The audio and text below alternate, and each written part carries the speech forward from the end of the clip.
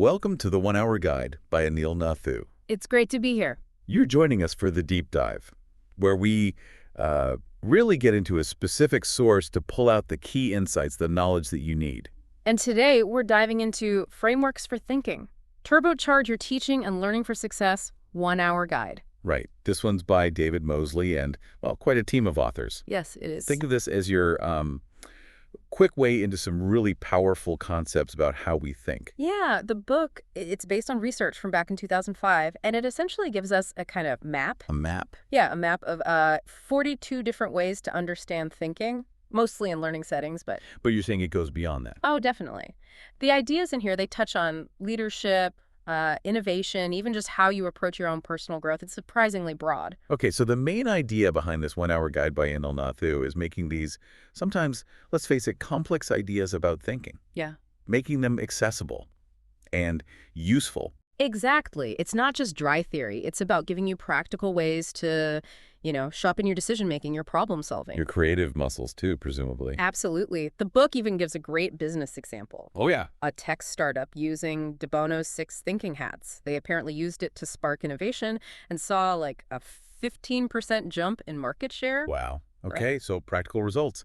Our mission today, then, is to walk through each chapter of the book. Right. We'll focus on the most important points, the key insights, the lessons the authors share. Giving you a clear, concise summary of each part. Let's dive right in then. Chapter 1. The nature of thinking and thinking skills. Okay. Sounds foundational. It is. This chapter really lays the groundwork. It explores what we even mean by thinking and why understanding it matters so much for learning. And it highlights reflective thinking. I saw that mentioned. Yes, drawing on John Dewey's work. They define it as like actively and persistently considering our beliefs and the reasons behind them, really digging in. It sounds like they're trying to build a common vocabulary here. That's a big part of it. The chapter points out that for, the last 50 years or so, people have tried many ways to describe thinking and link it to teaching and learning. Okay. So this chapter summarizes and evaluates those different approaches. Mm-hmm. And it makes a strong case for why we need a shared language if we want to improve how we teach and learn. The book looks at thinking from different perspectives, doesn't it? Right. Psychological? Psychological, philosophical, and sociological. How do those different angles help? Well, the psychological view looks at how our thinking abilities, develop cognitively. Right. Philosophically, it's more about theories of mind, how we know things. And sociologically, it's about how society and culture shape our thinking. Mm-hmm. Interestingly, they also mention neuroscience. But note, it's still tricky to connect those brain findings directly to, classroom practice. Okay. And there's this big global push for thinking skills in education right now. Why is that?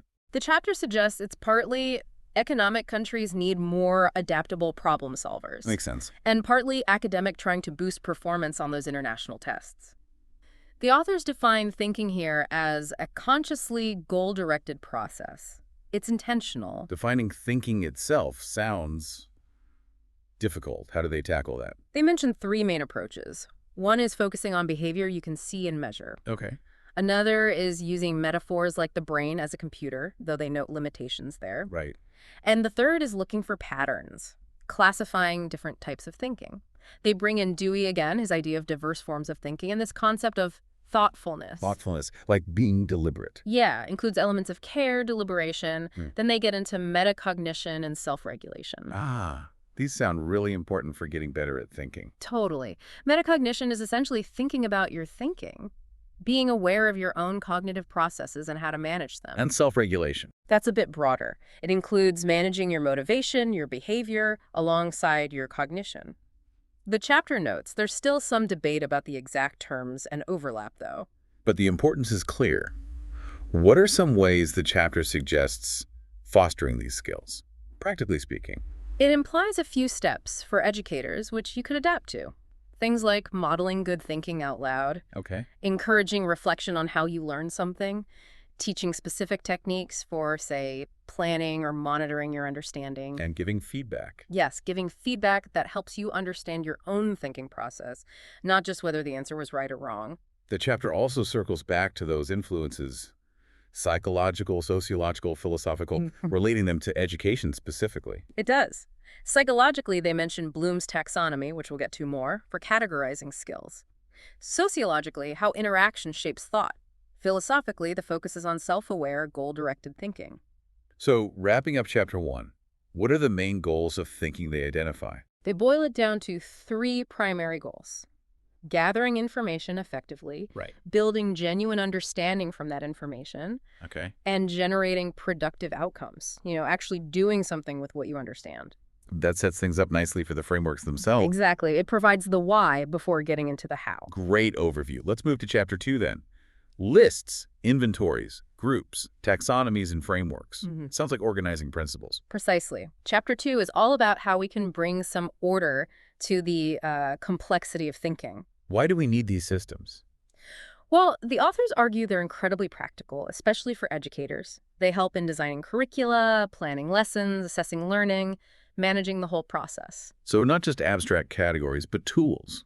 The chapter defines these different terms. Lists, inventories. Yes, it clarifies the differences. Lists and inventories are pretty basic collections. Groups start to categorize things. Taxonomies add a hierarchy, like levels of complexity. And frameworks offer a more, integrated structure, connecting different aspects, sometimes without a strict hierarchy. And how does the chapter suggest using these systems in practice? Say, if you're designing a course or even just planning your own learning. It implies a kind of process. First, figure out your goals. What do you want to achieve? Makes sense. Then, pick a system, a taxonomy, a framework that fits those goals. Use it to categorize the thinking skills involved. Right.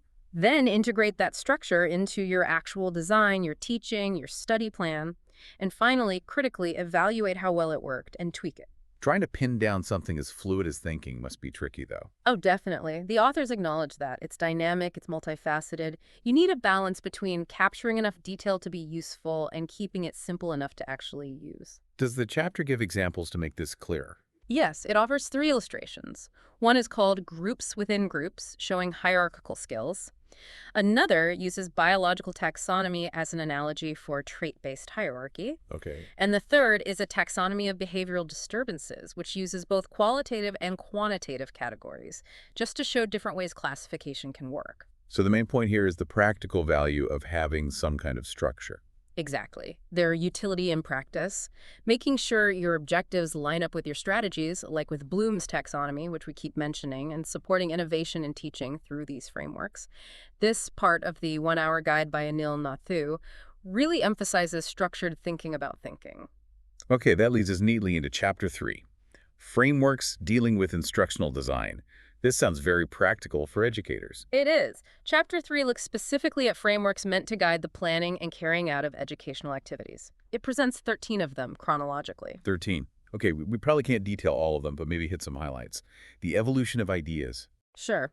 It starts with the real foundations, like Bloom's taxonomy from 1956, classifying learning objectives. We know that one. Then you have Feuerstein's instrumental enrichment, focusing on developing thinking skills directly through mediated learning experiences. Okay. Gagne's work looks at different types of learning outcomes and the conditions needed for each. Ausubel and Robinson emphasize meaningful learning, connecting new info to what you already know.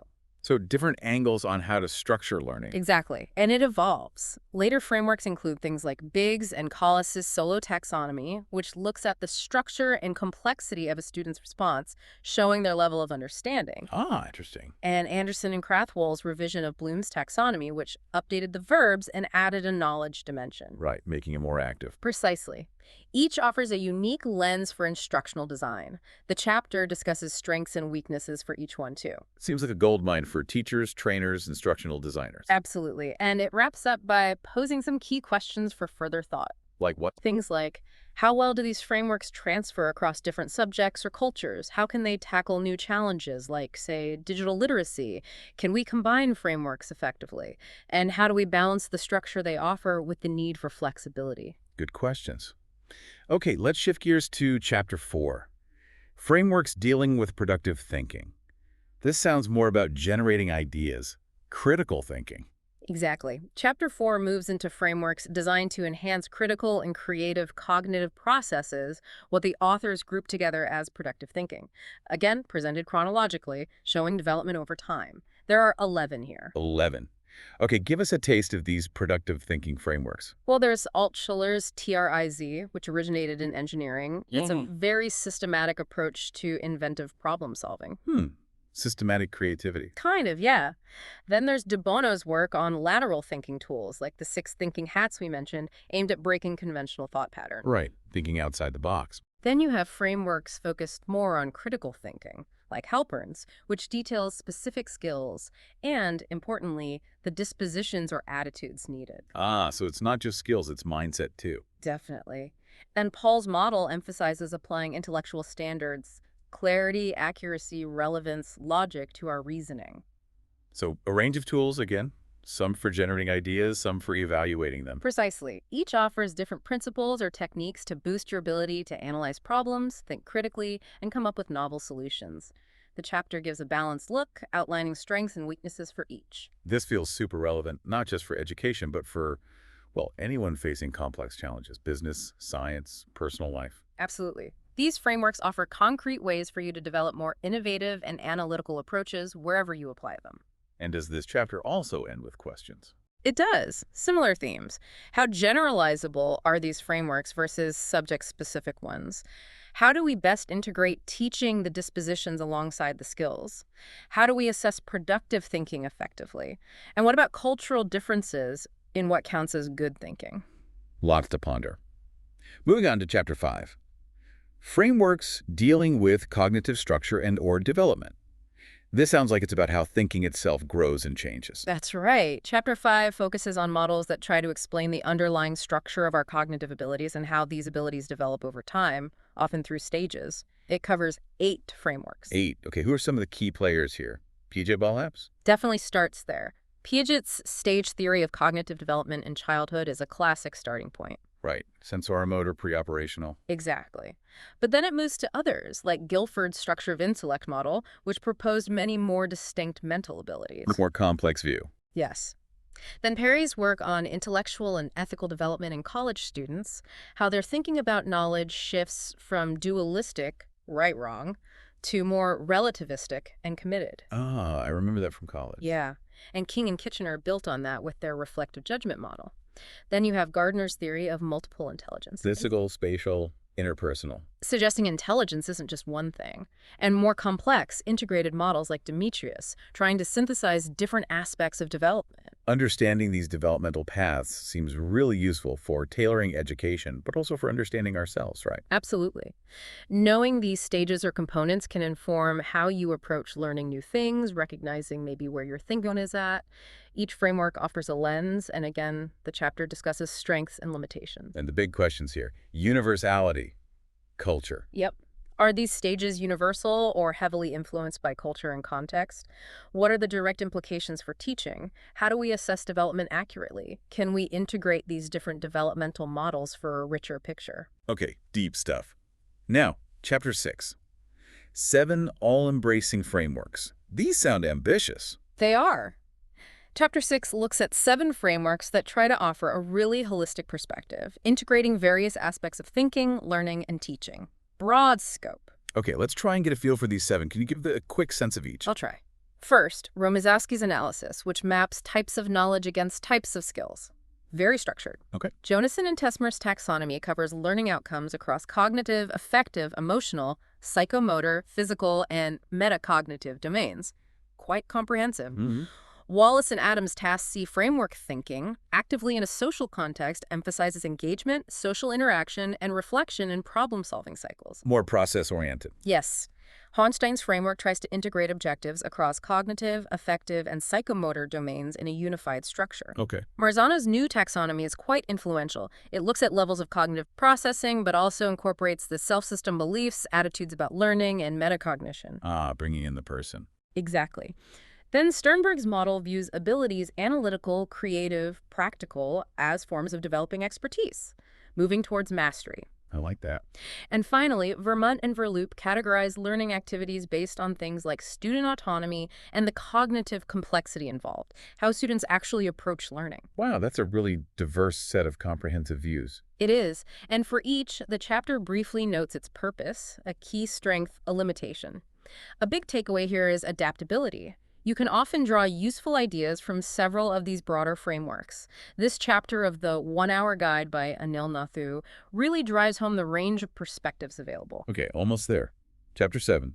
Moving from understanding to productive thinking. Implications for practice.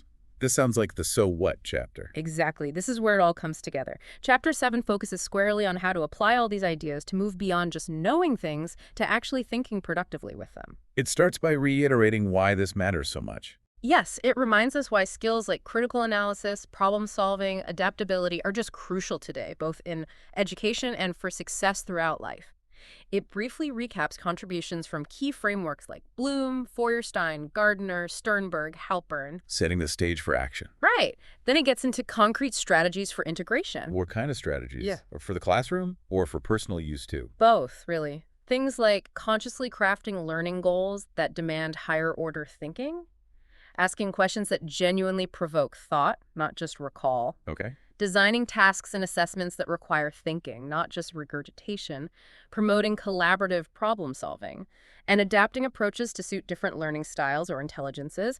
You can apply these to your own learning, too. And it revisits metacognition again. Yes, emphasizes its crucial role one last time, and offers practical steps to nurture it. Model your thinking, explicitly encourage reflection on processes, support self-assessment. Makes sense. But putting it all into practice has challenges, right? For sure. The chapter acknowledges this. Need for teacher training, finding space in the curriculum, rethinking assessment methods that often favor recall, Yeah. and considering the context, what works in one place might need adapting elsewhere. But the underlying message is optimistic. How so? It stresses the transformative potential, that thoughtfully applying these frameworks can significantly enhance thinking skills. So wrapping this all up, we've journeyed through this 1-Hour Guide by Anil Nathu, exploring a huge range of thinking frameworks. Yeah, from designing instruction to boosting creativity and critical analysis to understanding how thinking develops, and finally, these big, all-embracing models. It's a lot, but incredibly useful stuff. Definitely. We've seen how these frameworks provide structured ways to understand and hopefully improve our cognitive processes for learning, for work, for life. We really hope that as you listened, you started thinking about how these frameworks could apply to you. Yeah, how might they change your own learning approach? Or how you make decisions, or tackle problems? Maybe reflect on which ideas resonated most, which framework, or even just a piece of one, felt like something you could use. How could you integrate that into your daily routine for continuous growth? And this 1-Hour Guide by Anil Nathu is, as we've seen, a really effective way to get a solid grasp on these complex topics quite quickly. It really packs a punch. So here's a final thought for you to take away. Think about one specific challenge, problem, or project you're facing right now. Just one thing. Could one of the frameworks we talked about, maybe de Bono's hats or TRIZ, or just thinking about different levels like Bloom's, offer a fresh perspective?